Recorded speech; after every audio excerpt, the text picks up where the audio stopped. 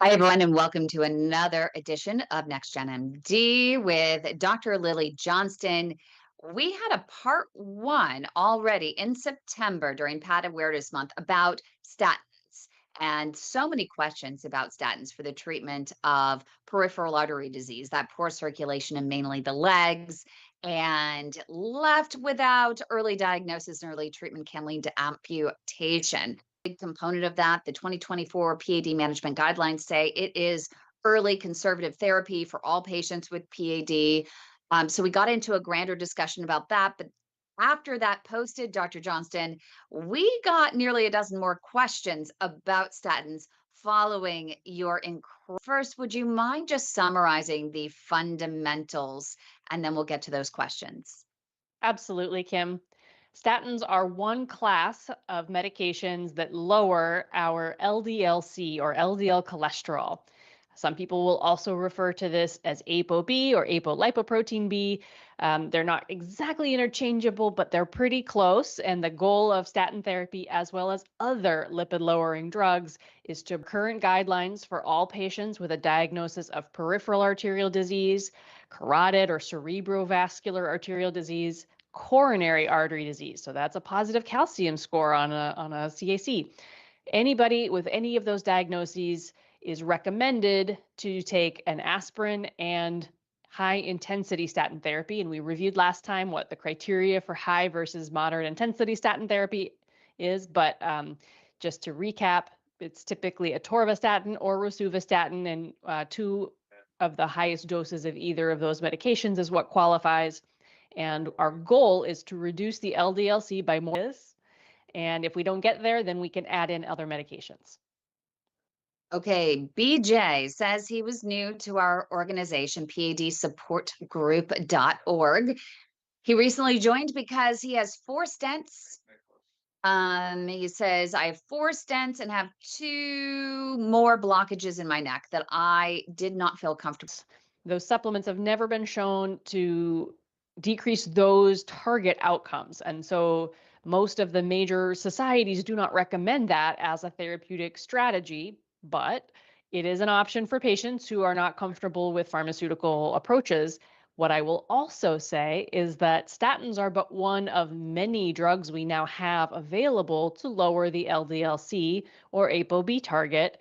And all of the other drugs have also proven themselves with respect to outcomes. And so those other medications include bempedoic acid, the PCSK9 inhibitors, the small interfering RNA like inclisiran.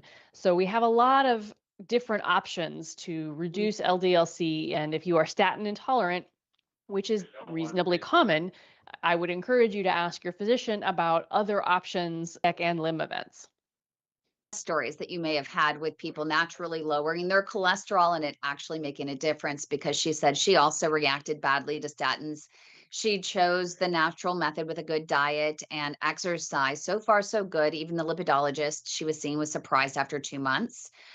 She said she first tried to say that she had a good reaction to, oh goodness, I'm not going to pronounce this right, Ezetimibe. Ezetimibe. Oh, there you go. Until she told her she'd only take it for a week and stopped because she had side effects. Um, she said that she had some issues with pregabalin or Lyrica on and all this stuff, but she is just really concerned about her future and wanting to make sure if there are other options aside from the traditional statins, and if you do have those success stories with people naturally lowering their cholesterol. Sorry, it was like this big long paragraph, and I'm trying to get through and Yeah. just summarize Yeah. the main components. Who are tolerating low doses, of statin therapy and ezetimibe, for example. And I have lots of patients who are not interested in pharmacologic solutions and have turned to supplements and or very targeted nutritional strategies to lower their LDL-C. That's all great. And I have no way of being able to tell for any individual patient whether that has allowed us to avoid a procedure or delay a procedure. We only really get that information when we study populations. So, have I made patients' numbers look better? Sure. Have they done it on their own without pharmacologic support? Yes. Although typically the reduction is less than it would be with a medication, but it's okay, right? They get some benefit, we think.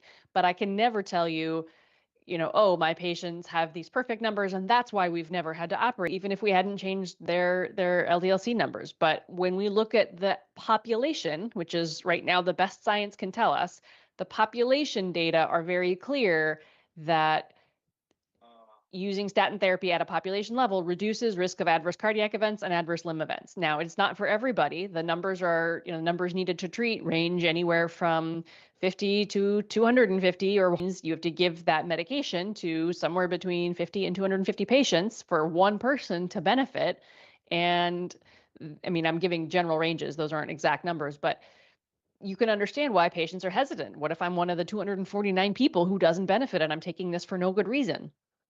We don't know yet who those people are, though. So, on the whole, when people tolerate these medications well, it is still the recommendation to move forward and use those therapeutic modalities to do everything we can to avoid these terrible consequences of heart attack, stroke, and limb loss.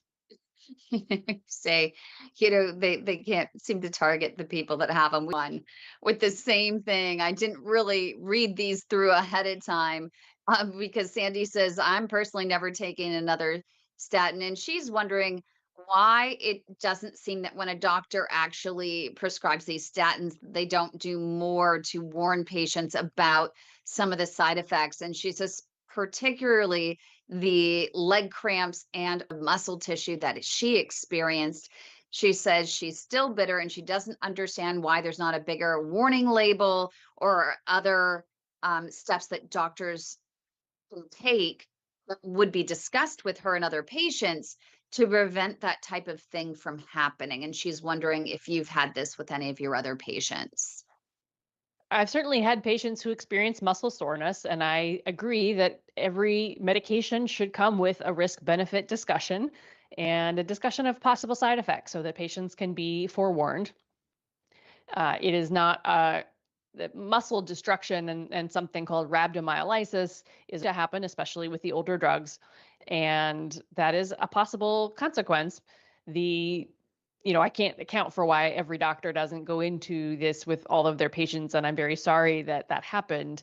And I think, the resources are no excuse, but that is probably the reality, and it shouldn't be a common experience. But the general experience is that the muscle pain is reversible when you stop the statin. So if people experience it, I tell them just to stop the medication, make sure the pain goes away. And then if it does, which it almost always does if it's related to the drug, then we say, okay, you're not tolerant to that. Let's try either a lower dose or a different medication. But there are many people who will have side effects on one of the statins who tolerate a different one quite well. And we have to try to work together and be a little patient to come up with a solution that is doesn't have side effects and doesn't make patients miserable, but also gives them the best chance of avoiding heart attack, stroke, and limb loss. And I think that in this next question, I think this is going to kind of summarize that the first few that we were talking about, because she's asking about the questions that she should ask her doctor when it comes to, statins, taking statins, potential side effects, and things like that. But Marcy is saying she can't take regular statins because they flare up. She says her fibromyalgia and she did try the injection, which I want you to get into, but we have a following question about that same injection as well, the Repatha.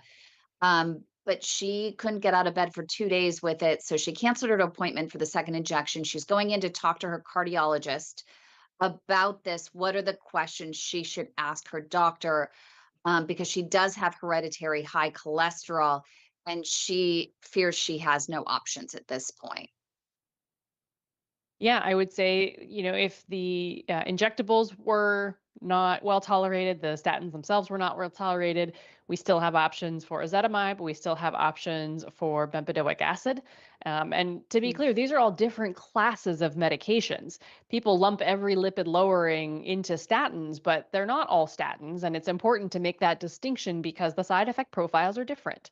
And that means that if you had side effects on one, there is hope and an opportunity that you may have a side effect free experience with the next medication. So I would ask her, so how can you do that? What would be the side effects of that? And how will we know if it's helping? It's interesting because I'd never heard of ezetimibe before, but so many of the patients are literally coming forward with that right now. Sarah is asking how to minimize the upper stomach pain on ezetimibe and what is a good amount of CoQ10 to take because she's in the United Kingdom. There's no way she can't get a test for the CoQ10 like you can here in the United States. And so she's trying to handle everything herself, but she doesn't get any guidance. Mm. Um, I can only recommend trying to take it with food or trying to take it in the evening. If you get some stomach side effects with the ezetimibe, you could also try splitting the dose. Trying to take half of it in the morning, half of it in the evening, or trying to take half a dose and seeing if that helps. Those are all reasonable options to minimize some gastrointestinal side effects. Regarding CoQ10, again, that's a supplement. That is not a medication. The typical dosing recommendation for CoQ10 would be 100 milligrams twice a day. And Christina, back to that because I've had so many patients with so many, aside from Marcy having issues. First one I've ever seen have issues in the past couple of years with that. Usually I see patients do a lot better, especially when it comes to side effects. Why is Repatha the new holy grail for cholesterol? She was prescribed but afraid to take it. Doesn't understand if it's so good. Who are the doctors not prescribing this as frontline versus frontline? It seems like people in our network, she says, have positive things to say, including fewer side effects than the others, while the other statins don't get a lot of positive comments. Does Repatha have negative things out there about it that I'm just not hearing about? What are your thoughts? In general, my experience mirrors yours. The patients that I have on it tolerate it exceptionally well. It's considered sort of the new hot thing because it provides even a more LDL or ApoB lowering than high intensity statin therapy with, again, a pretty minimal side effect profile. And it's typically an injection twice a month. There's another medication in that class called inclisiran that's actually twice a year. And overall, they're very, very well tolerated. But the reason they're not frontline is because, as you might imagine, injectables are much more generic at this point and they're pretty inexpensive. The injectable medications are very expensive, and insurance will not cover them if you have not failed statin therapy. And by failed, we mean having had side effects or have not achieved sufficient LDL-C lowering for your cardiovascular risk.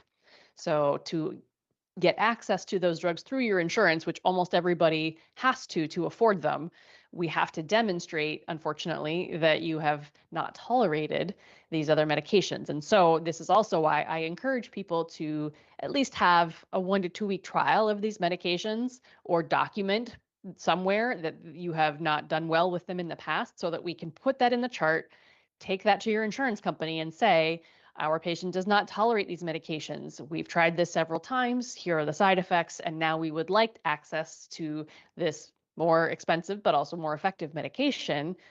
May we have it? And that's why. And may we have it? And that's why. Jane, you'll like this one. It's all about innovation. She has a new primary care physician she's really excited about. He's testing to see if I have certain markers. And he's doing so because he says there are new treatments coming soon. Do you know of any new innovation in statin therapy? I had heard that there's one that would involve just one injection, possibly for per year versus every couple weeks. Right. So again, the inclisiran right now is I think twice per year, but we're also looking at way down the road, those many, many years, we're talking about gene therapy for patients with familial hypercholesterolemia, right, who have very elevated cholesterol levels even as children. And there is talk that someday we may get to that. Now, I'm not necessarily advocating for that or saying it's about that. The other pipeline with elevated lipoprotein little a or LP little a. And Kim, you and I promised we were going to do a talk about that one of these days. But just to do it very shortly, briefly, the LP little a is a version of an LDL particle. It's a very special one.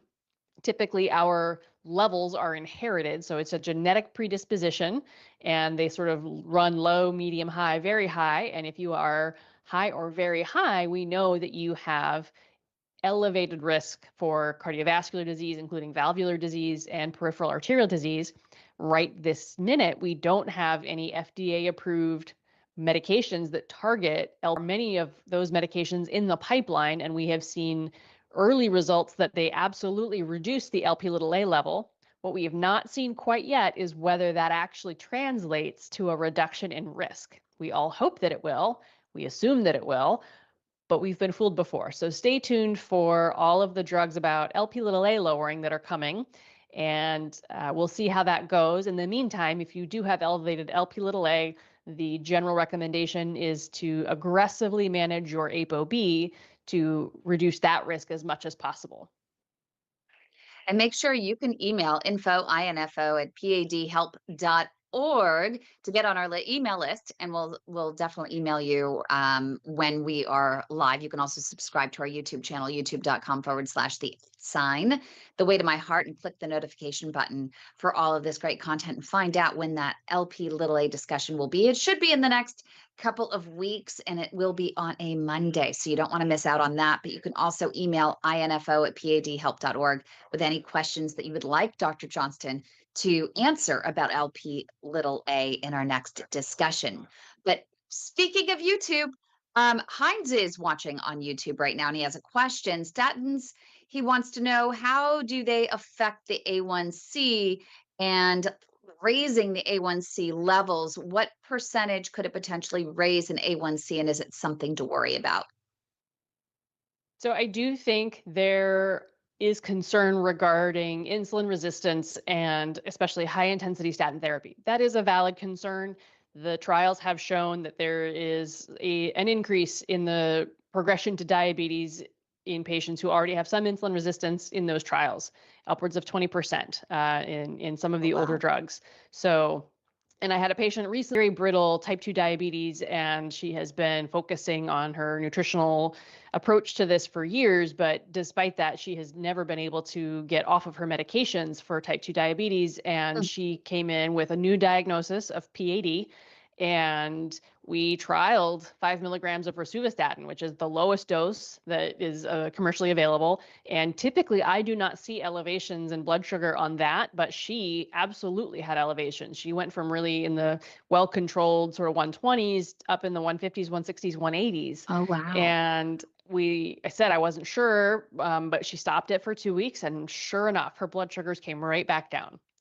So all that to say, diabetic and you monitor your sugars, please monitor your sugars when you start that medication.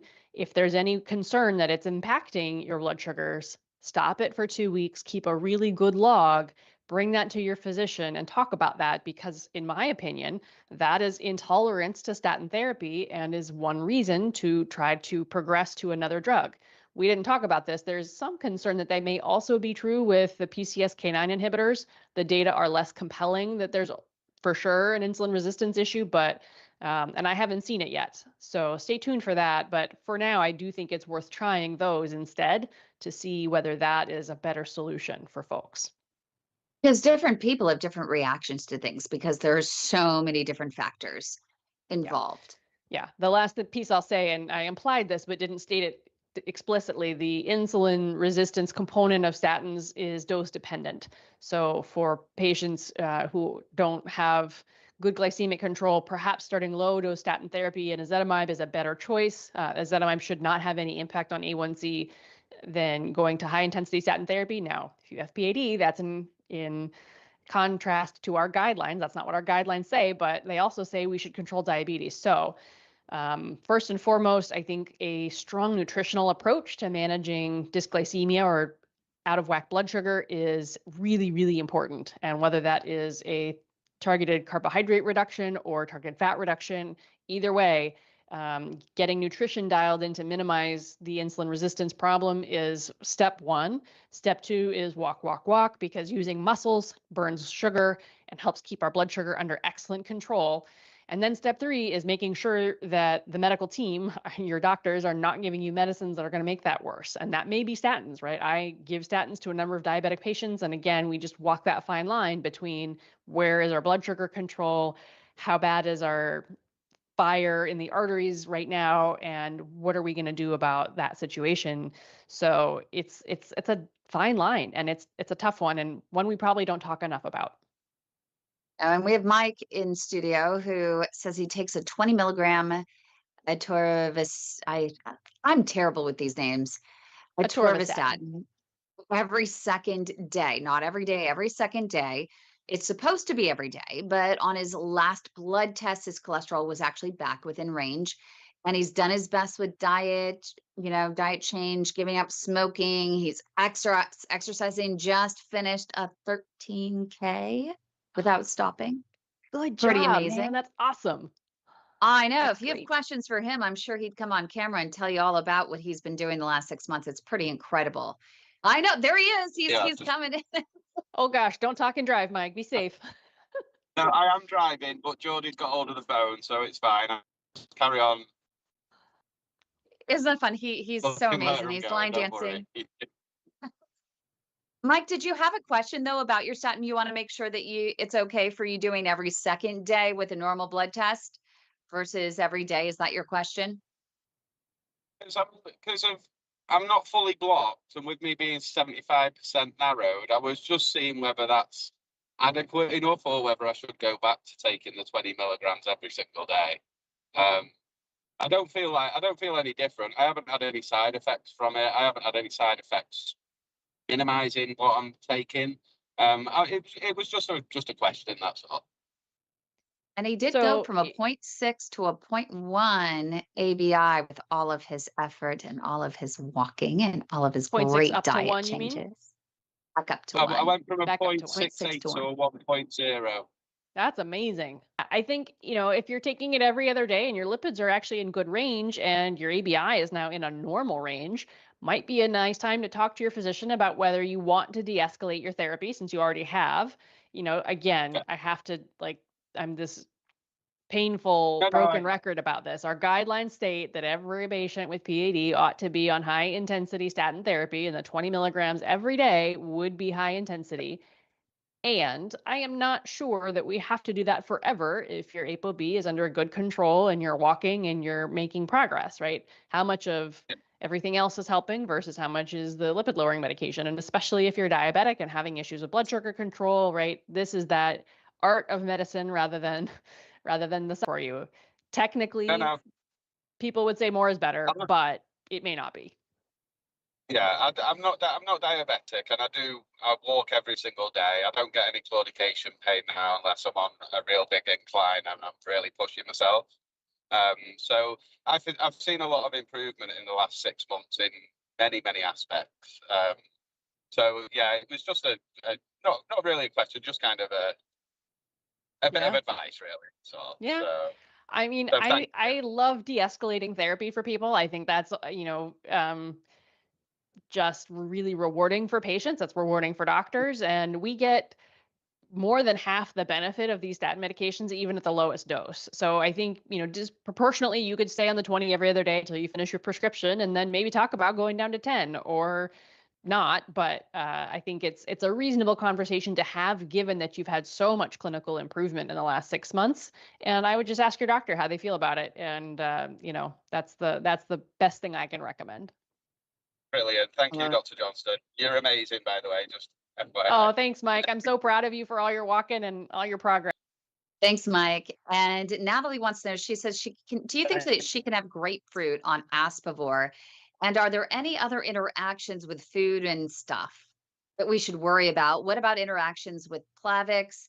She read a study from Dr. Dua about potential interactions between Plavix and one of the statins, possibly. So 2 different issues. I am not familiar with that study, and I meant to look it up before our meeting, but I forgot. Dr. Dua is amazing, and if she wrote the study, I would believe it, but I am not specifically aware at this time of an interaction between statins and Plavix. But I will say that liver enzymes and all of this is about metabolism. And so the grapefruit question also plays into this. Grapefruit can metabolize other drugs or makes us hypermetabolize other drugs. And so it does affect levels. I'm not sure that it specifically affects that statin, but in general, people, are warned about, grapefruit and absorption. We don't have a great way to test whether the statin is not being adequately metabolized by the liver. I mean, for Plavix, we can test that to see. For the statins, we don't have a good test to know whether you're absorbing it well or not. All we can measure are the lipids, and we make a proxy judgment based on that. I would say in general, it's probably safer not to, but we don't know for sure. Are there any other food interactions that you've heard about with statins? Typically not. Okay. So Renee is asking, she wants her cholesterol under 50. Do you think that that's too low? She's noticing some cognitive decline, also feel like it could also be from so many surgeries. For patients at very high risk of limb events or cardiac events, especially the European guidelines that just came out are being much more aggressive about getting LDL-C or LDL cholesterol 55 or less. That's typically for patients who have already had a heart attack or stroke and who have significantly elevated risk. That 55 goal is real. And in general, we are not seeing consequences of that. And there is a whole genetic subset of patients who are born with very low cholesterol levels, and it's actually a mutation in this PCSK9, the same pathway that the Repatha and Praluent drugs are based on, who live their whole lives with very, very low LDL cholesterol levels. And it doesn't seem to have any impact on their risk for dementia or cognitive function. Every cell in the body that needs cholesterol can make its own. So what we measure in floating around in the bloodstream is not necessarily reflective of each body system's ability to make and use its own cholesterol. So the brain is pretty well isolated from the rest of the body, and the cells in the brain make their own cholesterol. Some of the statins do cross the blood-brain barrier, and the ones that are lipophilic or like fat are able to diffuse a little more, we think, into the brain. And there are 1 or 2 case reports of people that have had significant dramatic cognitive impairment related to statin therapy that immediately reversed when they stopped it. But when we, again, look at the population, overall, statins seem to reduce the risk of dementia, probably related to vascular dementia and strokes and mini strokes. But regardless, on the whole, statin therapy reduces the risk for dementia, does not come with a risk of cognitive impairment, and we do not see adverse events with dramatically lower LDL cholesterol in the major trials where we have looked at this. There are anecdotal studies and there are series and cohort studies that overall will say, people with elevated LDL cholesterol live longer. Those are associations. They're not causal, and there's a lot of confusion and misinterpretation, I would say, of those data. Certainly the major trials where we have aggressively lowered LDL cholesterol for patients with increased cardiovascular risk, there does not seem to be any increase in side effects or any major adverse events related to going too low with the LDL cholesterol. And I think there's actually a paper out by that name. Can you go too low? And I think the answer everybody has come to in the cardiology community, which is admittedly very aggressive with LDL-C lowering, is generally not. Fantastic. Whew, we got through all those questions. It's definitely one of those topics that is most talked about in our network of patients for the Global PAD Association. I'm sure we're going to have more questions to come, but I think that part 1 and part 2 on statin therapy has been incredibly comprehensive, and we appreciate you so much, Dr. Johnston, for joining us on it. Any final thoughts on it, kind of wrapping up this discussion before we say we're going to be moving on to Lp(a) in the next discussion? I think that's a wrap, Kim. Fantastic. Thanks everyone for joining us. Appreciate you joining us. Make sure again, like the video, subscribe to our channel. Make sure you do click that notification. Thanks everyone for joining us, and have a great week.